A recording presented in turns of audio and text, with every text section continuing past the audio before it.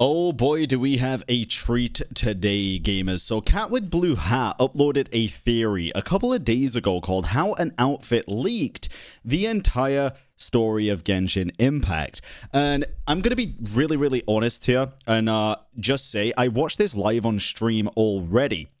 But, and this is me being entirely honest, right before watching this, we basically had the lore call with Minsleaf, and I had a lot of my own theories kind of stuck in my head, and I genuinely feel like I did not go into this theory with an open enough mind and a clear enough head to give it the justice that it deserves. So I want to go into it now after seeing it already and give you all my thoughts on it, because I think this actually touches on a lot of really important topics that I kind of brushed aside because my mind was already numb with my own theories. And now it's been some time. So let's get into this. I want to give this a fair rundown, and I'll let you all know what I agree with, disagree with. I'm looking forward to it. Let's do this. So we finally know Paimon's true identity, and even the reason why the game itself is called Genshin Impact. Very interesting start. When we visit the moon with Columbina, she tells us, and I am going to be moving the volume a little bit during this, that this is where our ship had been hidden from the beginning, from the start of the game. The traveler soon decides to check its flight logs. That this was my first time in Teyvat. I thought that Ether and I must have been hibernating in space for centuries on end. But the logs show that our spaceship flew over the skies of Teyvat once before. A long time ago. Now, this is a very interesting plot point, and to be honest, I had in my mind during this previously that if we're classing, for the sake of this video with Lumine as the MC, right, we're gonna do that. We're gonna classify Lumine as the main character and Ether as the Abyss sibling. So in my mind, before I saw this video, I kind of assumed that when we flew over Teyvat before, the Abyss sibling left the ship at this point a long time ago, thousands of years ago. And that's when they had begun their journey, since they weren't in the spaceship when we woke up, the main character. So you didn't land? And that also, like, you don't need to land to go to Teyvat, obviously, we know that. You can enter from outside the firmament. No. The ship barely came to a stop before flying on again. We're lagging a bit. After that, it continued traveling through space for a long time. Some of the data is corrupted, but I suspect that it kept flying for thousands of years. Thousands! So, the ship had been near Teyvat thousands of years ago, yes, but it didn't land and instead continued its journey in space. Also, another big reason why I thought that was the Voyager as well. If you know the Voyager lore, I kind of put 2 and 2 together there and came up with possibly 4,000. I don't think we have the relevant information to know 100% yet, but Cat with Blue Hat's going to go into this a little bit later into the video. The traveler assumes that their sibling got off the ship during this time. Yeah, that's what I thought. He came from outside the ship. Yes. Could this mean that he left the ship long before I did? Maybe even during our first pass over Teyvat? This is what I believed after seeing this, 100%. However, what really happened during this brief encounter is already described in the new outfit's description. This is kind of the thing that I decided to put aside when I don't know if I should have, because this theory does make a lot more sense when you put this information in front of you. It turns out that their spaceship was a pioneer vessel, yeah, being able to terraform the land and much more. Equipped with an AI that can effortlessly transform any suitable planet at will. I do want to say as well, if you haven't seen the theory video with me and Minsleaf, I highly recommend you go watch it. I want to make it a very common thing that we do it after every patch, maybe even after this Lantern Right. I've already spoke them in, and we probably will both be down for that. It's able to reshape terrain, change air, and rebuild an entire ecosystem. Crazy stuff. All for the sake of creating a world where the twins can live. The AI seemed to be searching for a planet with potential, which might mean a world that can resist the Abyss better than others. For me, it was more so just being able to, like, inhabit human life, if that makes sense. You know, like, if you go into our actual solar system, there's going to be some planets that are just completely and utterly inhabitable, for example, like gas planets and things like that. But this also does make sense, being able to resist the Abyss better than others. I can 100% see this point of view too. This planet can be a barren volcanic land and not even have a star to orbit. Yet it's everything the AI has the ability to handle as long as it finds potential in it. Yeah, this is, and again, that is one of the reasons why I need to give this theory a bit more credit than I gave it live, because Cat with Blue Hat, I always want to say he. I'm unsure who Cat with Blue Hat is, other than just a cat, of course. So I'll try to say they, just so I'm not messing anything up here. But they are very much correct. It probably is just a planet that can withstand the abyss better than others. Because if they can terraform and create air, create life, basically, or at least a suitable place for life, then that's all they really need. A good enough location, basically, right? After thousands of years in space, Teyvat was this one planet it found suitable. Or one of many, genuinely. I do think there was probably more. There was actually a very interesting plot point I spoke to Minsleaf about, not in the video, which was about Skirk's home planet, and the fact that that had a very similar thing happen to it, to which I think the Travelers are currently doing to Teyvat. And I don't think we're the good guys in this situation. Not entirely. I think we are still trying to basically take over Teyvat. But I'll get into that later. For sure. The ship also contained a genetic vault along with the twins. Yes, it did. This part is so interesting. So during that brief moment when it neared Teyvat, the AI very likely left the ship along with the genetic vault. Celestia, anyone? So while the AI arrived in Teyvat, the twins were still hibernating in the spaceship as it left Teyvat. The heavenly principles. But I will admit, for some reason, I still do want to believe that the Abyss twin left the ship at that point. I really do, just because, not even necessarily to back up my own theory at that point, just because I think it'd make such an interesting plot point to delve deeper into once we get to meet up with them and ask them about it. I really do. I think it'd be so cool. Did not reject them at first, nor did they seem to harbor ill intent towards this world. Gosh, she sounds so We sad. coexisted in peace. They were like a guest in our home. During this time, the AI fought dragons and became known as the Heavenly Principles. Slowly, however, we came to realize that our guest had a growing desire to change and dominate the world. Which does go in line with what the ship's AI can do, right? If we're keeping it a buck here. Not necessarily the dragons, but the AI. Later, we discovered that this great ruler of the firmament bore an almost paranoid hostility toward the desire of certain life forms to seek power. Or perhaps they feared them. Again, if this AI has the power to terraform and do many other things, it probably at least thinks it has the power to get rid of, you know, troublesome life forms as well. They would even cast down celestial nails as manifestations of their power to punish the civilizations of the world below. Yup. While it did all of this, Nibelung was still outside Teyvat and had yet to return. The Heavenly Principles created the Four Shades and transformed the whole planet to be more habitable. Or habitable, of course. After which it created all humans, likely from the genetic vault it brought along. This is the reason why the Traveler, despite being an alien, has a body constitution that perfectly matches other humans in Teyvat. But the integral preliminary conclusion that I can offer you is you're very much like a human from this world. This is such a good callback to Albedo's event, bro, and it really does back up the theory that Cat with Blue Hat has here. It really does. So every human in Teyvat is a descendant of the genetic vault that they carried in their spaceship. Indeed. When the AI left the spaceship, it must have changed the ship's navigation, such that the twins' ship will return to Teyvat when it has finished transforming the planet. I believe this means when Teyvat becomes their homeland, if you will. More specifically, when the world has a sea of in Teyvat flowers, which look stunning, of course.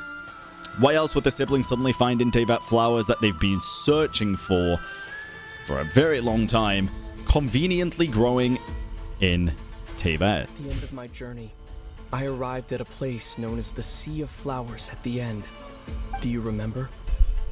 A long time ago, when we traveled between worlds together. You told me He wanted to find a place in the universe where that one flower was in full bloom. To have a place like that suddenly appear before me? Well, would you think of that as a coincidence? You mean? That also does make me think that they left the ship thousands of years ago, by the way, specifically that part, because if they suddenly found a planet that could be habitable, whether for the twins, whether for other humans, whether for the Tevat flowers, it kind of just backs up that ideology in my own mind. The Heavenly Principles did all of this just to welcome the twins to their home. However, once Nibelung returned with the power of the Abyss, the forbidden knowledge, the Heavenly Principles' plans were disrupted. It must have exhausted its resources in defeating the Dragon King, and could only be partially operational for thousands of years right until the cataclysm.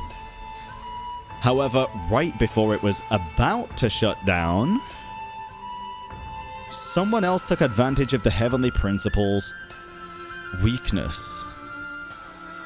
Someone found the truth about Celestia and realized that Heavenly Principles was indeed an AI, and that it had special data referencing two special beings. I'm sure a lot of y'all have seen this video already, but for those of you that haven't, take a guess at who it's referring to here. That someone was Hruptata, or Hruptatia. Jesus. Oh, that's fucking funny. Bro, it's been a long day today. I read this and I was like, Hruptata? Hruptatia. Who predicted the arrival of the twins' ship. I remember when this name card came out and I was like, oh my god, this is so interesting. Never thought we'd come back to it this soon, to be honest, because it hasn't even been that long in the grand scheme of things. Likely based on the instructions the Heavenly Principles left for the twins' return. Provided the predictions you requested, the two stars have been captured by the world's gravity. After a lengthy orbital period, today their paths shall intertwine once more. This is how King Ermin of Khaenri'ah was able to locate our ship. And intercepted our return route to Tevat prematurely. He used this information to crash our ship in Nordkrai and summoned our sibling in Khaenri'ah. It was only after that the ship made a forced landing in Nordkrai. When Ether found me, he came from outside the ship. Ermin used the sibling in his plans of the Abyss, while at the same time the Traveler remained in hibernation aboard the ship. This adds up. It does. Whether or not I would like to admit it, it does add up. It's kind of fucked up as well if you think of Ermin doing all this. It really is. So now we have another primary reason for why the cataclysm happened. Yeah. Khaenri'ah had prematurely ended the twins' journey and used them. Goddamn Khaenri'ah, the AI's masters, against the world they were supposed to protect and live in. This must have violated the AI's ultimate protocol of protecting the twins, which then resulted in the cataclysm. Now, even after watching this twice, 3 times, actually, because my god, this is a great theory, I am still admittedly not 100% sold on that this is how the cataclysm started and finished. Just because of other characters and how they feel about it. The Shades obviously had a lot to do with it. We saw in the cutscene of the Shades and Piero gazing up at them through the firmament. And it would line up because, again, if the Abyss Twin did get summoned to Khaenri'ah, whether it was thousands of years ago or not, either way, this adds up. It does. It's just more of a... I don't know if that was a direct correlation to why the cataclysm happened. For sure. It's hard to say, but it's a great theory. After which the Heavenly Principles went into hibernation. Now, my thing is, I think the AI went into hibernation because it was outside of the firmament, genuinely. I feel like that's it, but maybe I'm insane for that. Genuinely, because it was on the moon and the moon was outside of the firmament, I like to think there just wasn't a strong enough connection. I know it sounds kind of stupid, but I like to imagine that that's how that would work. And now that the ship is inside the firmament, I have a feeling the Heavenly Principles are actually going to wake up soon. Because my thoughts are, if the Heavenly Principles could have woken up at any point, surely when the Divine Seat was destroyed, surely when, you know, a freaking Dragon Sovereign came back, surely one of those would be prime time to actually wake up. If if this theory is true, or if the heavenly principles are this overarching enemy of the state basically the entire time, I feel like if it could wake up, it would have. Now, before all of this, my theory was that the heavenly principles, or Phanes, was actually the traveler, the sibling. And the reason that they were depicted as androgynous is because it can be either of the two siblings, and Hoyoverse didn't want to manipulate the lore to have one main character because you can play as both, right? So it makes sense that they would be classified as the heavenly principles, or Phanes specifically, the androgynous being, the primordial one, right? But this AI theory is very strong. It is very strong, and I'm starting to believe it with everything that I have, to be honest. When dealing with the Abyss brought along by Khaenri'ah, in the book Hymns of the Far North, this is where it gets very interesting. The writer states they shouldn't say the god's name outright, which is why they obscure the heavenly principle's name as Pitkamunen, who they also refer to as the Lord of the Seven Calamities. Remember how Cantonilla saw Paimon? Yes. A little rainbow balloon floating in the air, and her string seems to extend upward to somewhere above the sky itself. Now, my theory, this is where I got a little bit conflicted, because I still have my own theories in my head, and again, just being totally honest, I kind of had blinders onto other theories, and I really did want to give this theory a lot more grace, to be honest, instead of just trying to shut things down to fit with my own narrative. I don't think that's the right way to go into these situations, because I think both theories are very cool. Now, what I thought is Paimon, basically, if I can TLDR this while it still makes sense as much as possible, I think for my theory, the whole point was that the main sibling that you play as, so the Abyss siblings gone through their journey already. They're trying to restore old Khaenri'ah to new Khaenri'ah, right, basically. I have a feeling that the whole purpose of our journey is to witness all of the lands that we've been to so that we can use the Loom of Fate, including new Khaenri'ah, by the way, and create a new Teyvat, a new world, which I also think is what the Fatui are trying to do. Hence, burn the old world. The entire, your resting place will be the entirety of the old world. I thought Paimon was going to be the emergency food, like the emergency moon for our new Teyvat. That was my theory. Hence, the seven-colored balloon whose string goes beyond the sky. We're collecting the power of the seven elements. She highly resembles the Welkin moon, even the little cooking pot that the Welkin moon is in. I truly thought that might be the case, especially with the moon motifs on Paimon's cape and the fact that you can kind of see a reflection of the firmament, a clean firmament, albeit in her cape.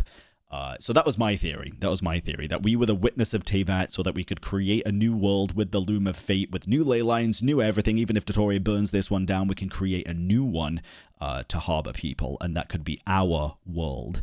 But after saying that, this theory is really cool. It's really cool. So let me let it keep playing. If you rearrange the letters of Pitkamunen, the heavenly principle's name is Paimon Token. Now, I laughed at this live on stream because it is fucking funny. Can you imagine? Like, if that is actually the case, that is so funny. But it does make sense. As much as I didn't want to admit it when I saw it because I was too stuck in my own head of my own theory, this does make sense. The underlying principle of the AI to guide the twins in the universe remains the same with Paimon. She's the human part of the heavenly principles that disassociated from the AI. Whereas the AI part is what's called Paimon, which is, if you didn't know, I think most people knew this, but it's the sender of all the mail in the game, which is basically just the system parameters at that point. If you notice, the name itself has the letters A and I inside of it. Primordial artificial intelligence mimicking on... yeah, I don't know.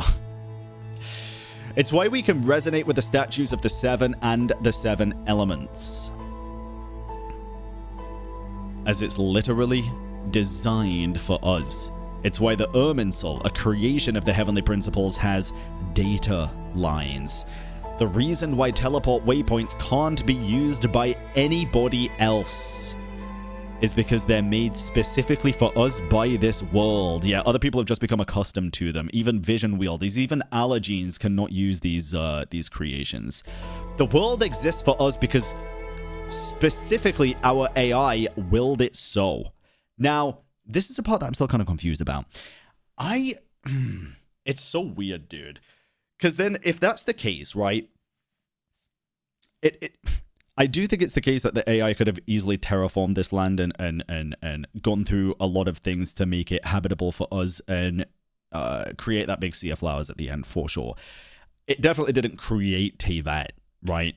And that's not what it's saying. It willed it. The world exists because it willed it. So the world existed beforehand, but the creation, the new terraformed planet, and everything that comes with it could have definitely been developed by the AI. It could have been.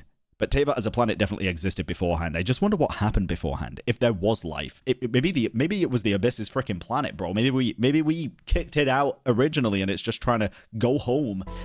I don't know. Oh man, it's why the new outfit is called "As Heaven and Earth Are Made Anew." I still like to think it's because I genuinely still like to think it's because Lumine is currently trying to make Earth anew by restoring Khaenri'ah, and we are going to be making quote-unquote heaven anew by making a new planet in the sky with the Loom of Fate. But I don't know. Why the game's menu is called Paimon menu is because it's the creator of this world. It's a very cool theory. Everything is Paimon associated as well, even the store. When you go in the store, it's very Paimon-esque. The AI system that governs the world, or in other words, the original god of Teyvat. Genshin means original god, but since it's the twins AI, it is a world ultimately created by us and for us. We are the original gods. We are Genshin Impact. And this journey is our impact in this world. Hence, Genshin Impact. Literal chills, bro. Literal chills. Like I say, dude, absolutely amazing video. An incredible theory. I truly just did not give this the credit it deserved when I was watching it originally because my head was too clouded with my own theories. And I still have my own theories. That's what's so beautiful about this. I can still have my own theories while also acknowledging that this is an absolute masterpiece. It really is. But I will say, if Cat with Blue Hat has literally just spoiled the entire plot of Genshin Impact, I will be seeking legal damages and health repercussions. That's not even the right words, bro. I tried to make a joke and I'm just too fucking stupid to